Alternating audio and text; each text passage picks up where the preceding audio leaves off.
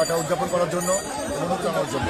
এই নতুন বৎসর হোক আমাদের যে প্রত্যয়ে গত 5 জুলাই আগস্টের ছেলেরা রক্ত দিয়েছে, আমাদের সন্তানেরা রক্ত দিয়ে আমাদের দীর্ঘ 17 বছর যে আন্দোলন সংগ্রাম, তার মাধ্যমে আমাদের মুক্ত স্বাধীন বাংলাদেশ পেয়েছি। সেই মুক্ত স্বাধীন বাংলাদেশে বাংলাদেশ এবং বাঙালির যে হাজার বছরের ঐতিহ্যের সাথে মিশে আছে আমাদের এই সুশীতল ছাড়া গেয়া বাংলাদেশ। ভাওয়াইয়া, পল্লীগীতি, বাউল, তারপরে হচ্ছে যে শাড়ি গান, গম্ভীরা, সবকিছু মিশে আছে। এর সাথে মিশে আছে আমাদের সবুজ বনানী, সবুজ প্রকৃতির সাথে মিলে আজকে আমরা এই সুন্দর নতুন দিনে, বছরের নতুন দিনে আমরা বছরকে স্বাগত জানানোর জন্য এখানে এসেছি।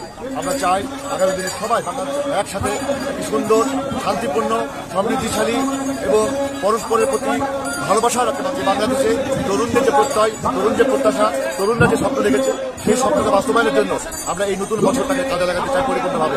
বাংলাদেশ জাতীয়তাবাদী দল, আমাদের নেতা তারেক রহমান, তিনি এই বৈশাখ অনুষ্ঠানটাকে, নববর্ষ অনুষ্ঠানটাকে সারা বাংলাদেশে জাতীয় এবং দেশীয় সংস্কৃতিকে তুলে ধরার জন্য সবাইকে উদ্বুদ্ধ করেছে, সবাইকে কাজ করতে বলেছে।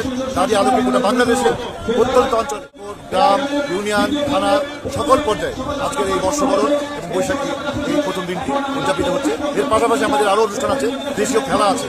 আমাদের র্যালি ছিল, সেই র্যালিতে আমরা গরু গাড়ি, যেটা ঐতিহ্যগতভাবে গরু গাড়ি, ঘোড়ার গাড়ি, তারপরে জাল ধরা, জাল জেলে ছিল, কৃষকরা ছিল, মাথাল পড়া কৃষকরা ছিল। তো সেই যে পুরাতন আবহমান বাংলা, সেই বাংলাকে আজকে আমরা র্যালির মাধ্যমে উপস্থাপন করেছি। এবং এর ধারাবাহিকতায় যে পুরাতন খেলাগুলো ছিল, সেগুলো আমরা আজকে আবার এই খেলাগুলো হবে। আগামীকাল লাঠি খেলা হবে এবং এই লালন চত্বরে আমরা ওখানে বলে বৈশাখী সন্ধ্যা উদযাপন করবো, যেখানে গম্ভীরা গান সহ দেশীয় সঙ্গীত পরিবেশিত হবে। সবাইকে আমরা সেখানে আসার জন্য আহ্বান জানাচ্ছি। ধন্যবাদ।